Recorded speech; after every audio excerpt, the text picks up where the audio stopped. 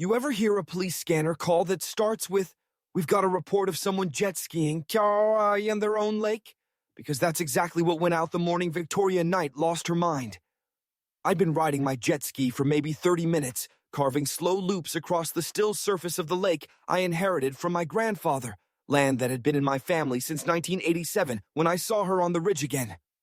Victoria Knight, president of the Meadowbrook Heights Homeowners Association, standing on her patio with binoculars in one hand and a phone in the other, like some suburban spy trying to document a threat to the empire.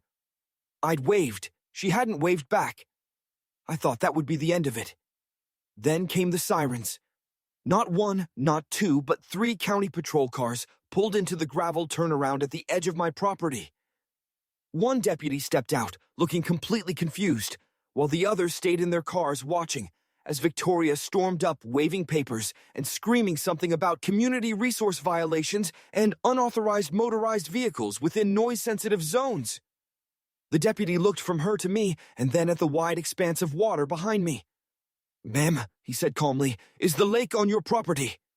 "No," she snapped, "but it affects our enjoyment of the neighborhood." I walked up with my deed already in hand. "Deputy," I said, "this is my lake. I own every inch of it, including the shoreline, mineral rights, and water access." I pointed to the line on the map, clearly marked with my boundary enclosing the entire lake like a lasso. The deputy looked at the deed, then back at Victoria, who was now visibly shaking with fury. "Ma'am, I don't think this is something for law enforcement," he said. "If he's on his own property, you can't file a noise complaint about that." Her face turned crimson, and she sputtered something about escalating it to 2. He's county commissioner. But the deputy had already turned to me with a polite nod. "Have a good ride, sir." And just like that, he left. Victoria stood there, trembling, practically vibrating with anger. That's when I realized something important. This wasn't just about noise. This woman didn't believe she was being neighborly. She believed she was in charge. And from that moment on, I knew I was in for more than just a summer of jet skiing. I was about to find out what happens when someone with a clipboard and a god complex decides they don't like how you enjoy your own land. 6 months before the sirens ever echoed across my lake, I was standing inside a dusty old farmhouse holding the keys to a new life.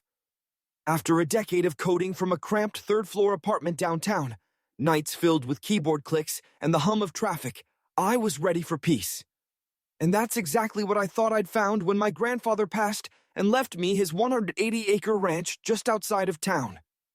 A vast stretch of rolling Texas land, thick with trees and wildflowers, open sky above, and nothing but the occasional coyote howl at night. But the crown jewel? The lake. Nestled right in the middle of the property, shaped like a crooked horseshoe, ringed by reeds and old oaks, that lake had been my grandfather's sanctuary since the 80s. He built a little dock where he'd sit every morning with his thermos and a paperback. When I first stood there, watching sunlight ripple across the water, I made a promise to honor that peace, but also to make it my own. The HOA neighborhood nearby, Meadowbrook Heights, didn't exist when my grandfather bought the land. It had sprouted sometime after 2010, a suburban bloom that wrapped around part of the lake's eastern edge. The houses were cookie-cutter but tidy, and I didn't mind them being close, as long as they minded their business. The first week on the property, I walked every boundary, traced every fence post, read every line on the deed 3 times. I owned the lake, not a corner of it, not a shared easement. Every drop of water, every inch of the shore, legally described and properly filed.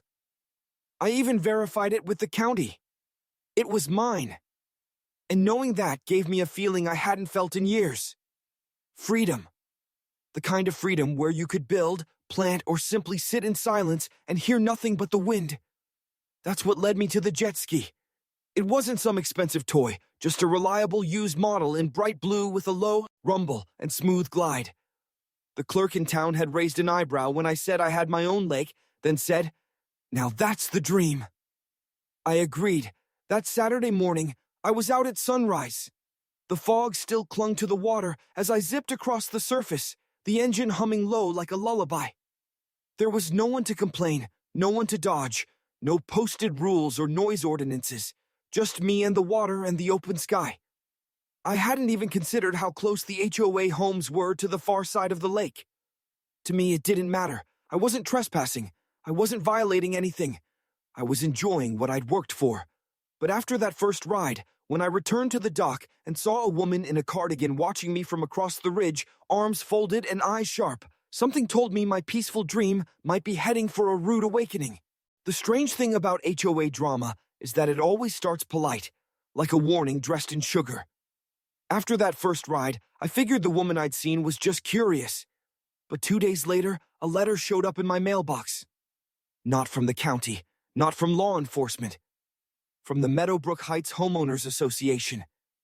Hand-delivered, no stamp, 3 full pages handwritten in the most meticulous cursive I'd ever seen. It started with the "Dear Occupant," and quickly descended into a list of accusations, including reckless aquatic behavior, infringement on the peaceful enjoyment of community resources, and, my favorite, mechanical noise in excess of acceptable decibel levels for adjacent neighborhoods. The envelope was sealed with what I swear looked like a homemade logo for the HOA, complete with a wax stamp and a printed Office of Community Oversight at the top. That was my official introduction to Victoria Knight. The letter was signed with her name, her title as HOA president, and a note that if I didn't cease all motorized aquatic activity, she would be forced to involve the authorities. I laughed at first. Surely this was a bluff. My ranch wasn't part of their HOA. They couldn't find me. They couldn't regulate me. But the tone, so formal, so self-assured, made me realize this wasn't just neighborly overreach.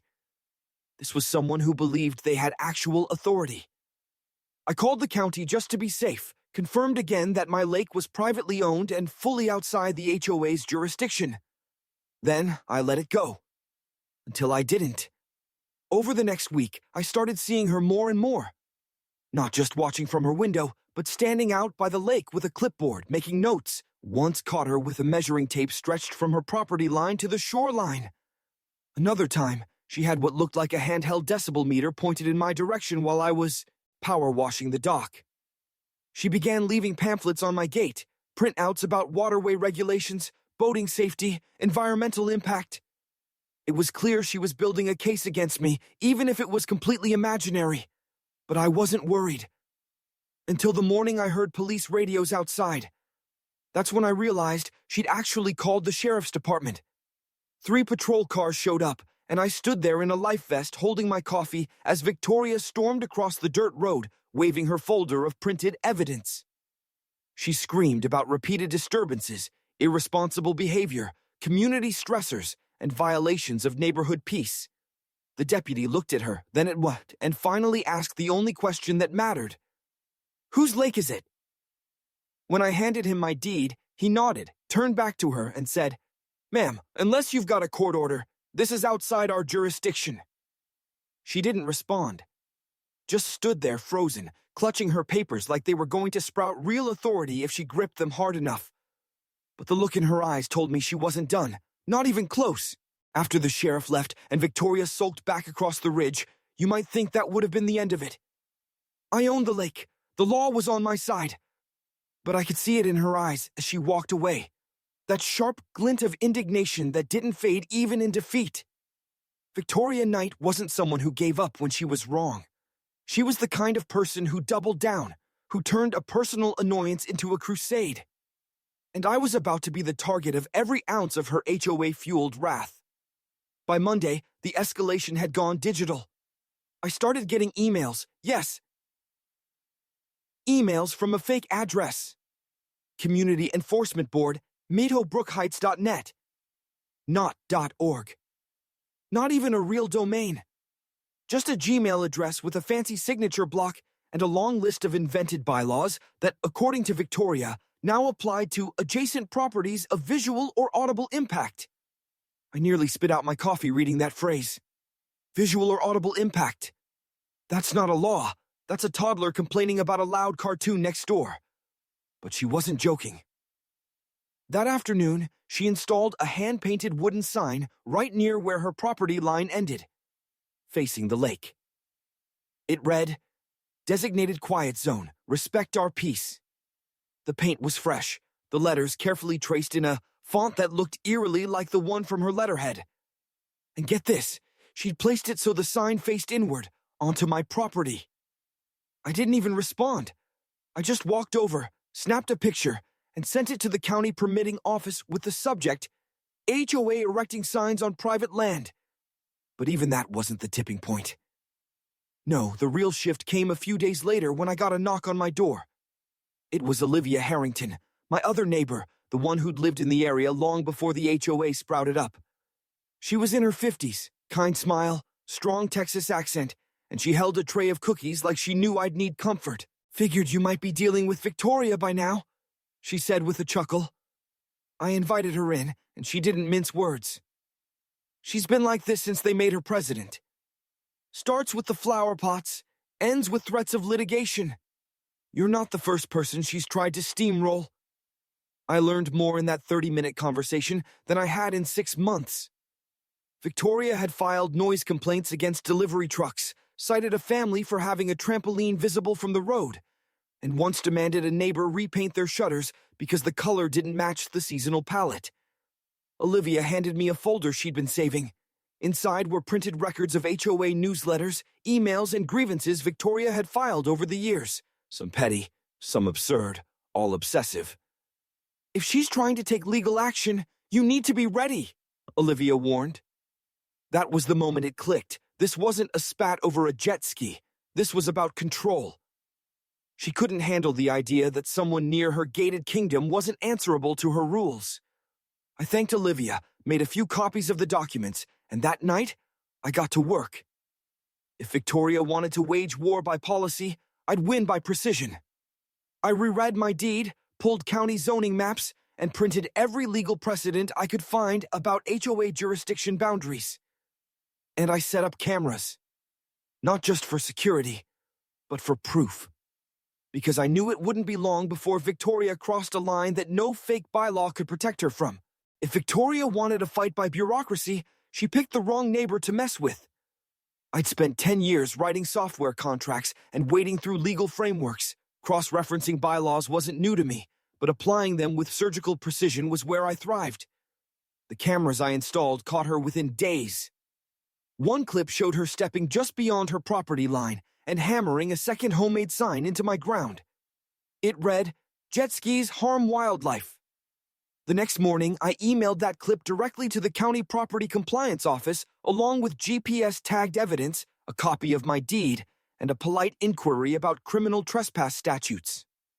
A county official called me the next afternoon and said plainly, "Yeah, she can't do that." They sent someone out the next day, and Victoria was forced to remove the sign while I watched from my porch with a cup of coffee and a camera running. But that was just the opening move.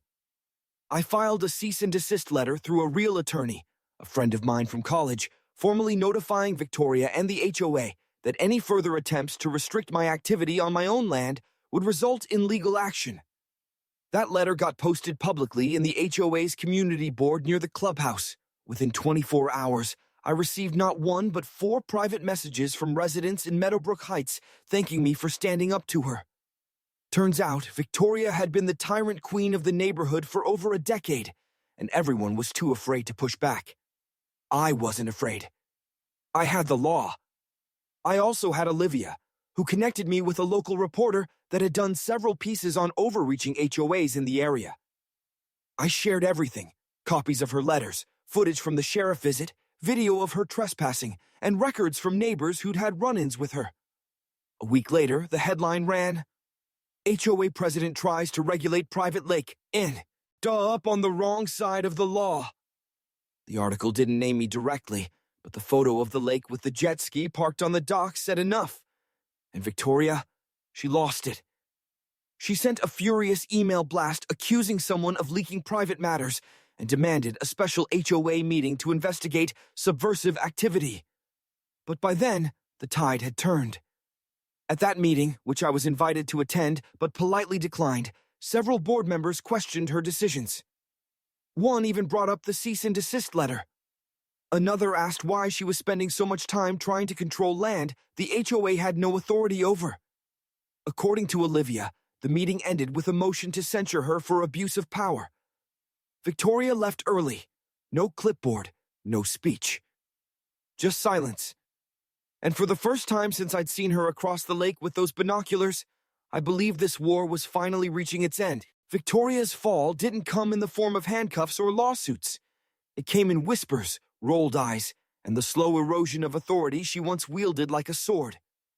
The HOA voted to strip her of her title within 2 weeks of that infamous meeting. Officially, she resigned for personal reasons, but everyone knew the truth. Olivia told me Victoria stopped walking the ridgeline. She stopped patrolling with binoculars. She even took down the fake HOA seal from her front window. Meanwhile, life on the ranch returned to normal. Or better than normal. I still woke up early on weekends, took the jet ski out at sunrise, and sometimes just drifted in the center of the lake, eyes closed, listening to the sounds of peace earned through patience. But there was something new. Respect. One by one, neighbors from Meadowbrook Heights began waving when they saw me. A few even drove up the gravel path to ask questions about the ranch, or just say thanks. It wasn't that I'd defeated a villain, it's that I'd reminded people like Victoria that property lines aren't just lines on a map, they're legal boundaries. They mean something, and no matter how loud someone's clipboard gets, it doesn't overwrite the law. Olivia and I co-hosted a small barbecue by the lake a few weekends later. We had a few lawn chairs set up, some burgers going, and a half-dozen people from both sides of the property line came by. That's what I'd wanted all along, community, not control. People enjoying what they had, not policing what others did. Victoria never showed up. I heard she'd put her house on the market. Rumor was she was looking for a new neighborhood with stronger oversight. I couldn't help but laugh. Stronger oversight. That's code for a place I can bully without someone pushing back. Let her have it. Meanwhile, my shoreline is quiet, the jet skis tuned up, and the cameras are still rolling. Not because I'm afraid, but because it's always good to have proof when you live near an HOA. And if you've ever dealt with one of these nightmare situations, where a neighbor thinks their personal taste is enforceable law, then you know how this feels. But remember this, know your deed, know your rights, and when someone oversteps, don't just argue, document everything, stay calm, and let the truth speak louder than their nonsense. They might have rules, but you've got the law, and sometimes the deed is the only defense you need. Drop a comment below if you've ever had to deal with an HOA dictator like Victoria. I want to hear your story, because who knows, your nightmare might be my next takedown tale. And if you like this saga, hit that like, subscribe, and stick around. The lake's still calm, but HOA crazy never truly sleeps.